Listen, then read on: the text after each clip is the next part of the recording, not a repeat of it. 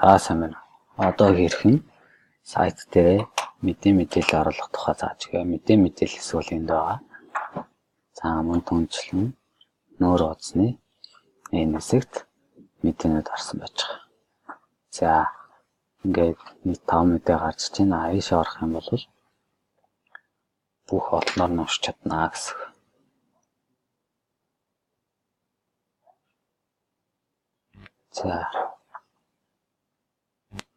За энэ ихний мэдээ, хоёр дахь мэдээ гэх мэтлэн.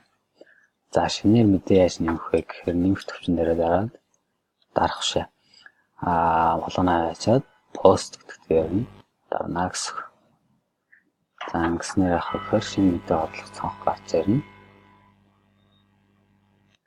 За энэ дээр болохоор миний оруулах шинэ мэдээ гэдэг өөрийнхөө мэдээ өмнө гэлдэнэ. За энд нь болохоор энэ чинь бүрэн копичээ.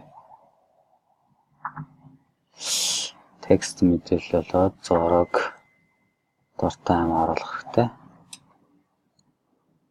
За гээд нэмэгтэрээ дараад зурагнууд оруулж болно. Эсвэл YouTube-ийн видео оруулж болно.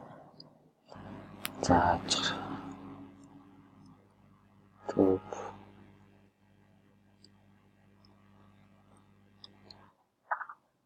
нэг линк оруулж. За би ямар ч хамаагүй эхний гарч ирсэн видеог сонгочих. За энэ линкээ энэ embed гэж байна.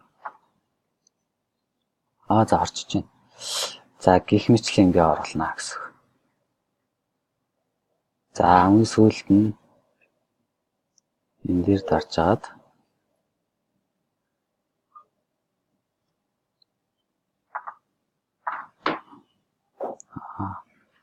энэ юм биш, sorry. Документээр дарж агаад featured image гэсгээ сонгох хэрэгтэй. Энэ нь болохоор юу вэ гэхээр сайтны тухайлсан хэсгүүд гарах зургийн хэмжээ юм. Зургийн юм ба. За би энэ самбартай юм зураг оруулж. Зургийн зураг сонгож байна. За ингэсэн баа. За publish дарч.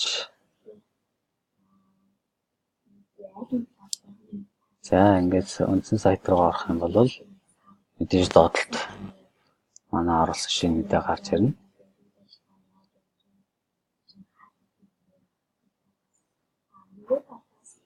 За тийм байна. Дотор нь орох юм бол видеотой байж таараа. За тэр тоглоно. За энэ нь болохоор бас мэдээлэлээр орж байгаа гэсэн. Тэгэхээр өөрийнхөө бэлдсэн текстийг бэлдээд оруулах материалуудаа бэлдсэн байх юм бол дээр дараад ингээд шинэ мэдээ оруулах нэ. За баярлалаа.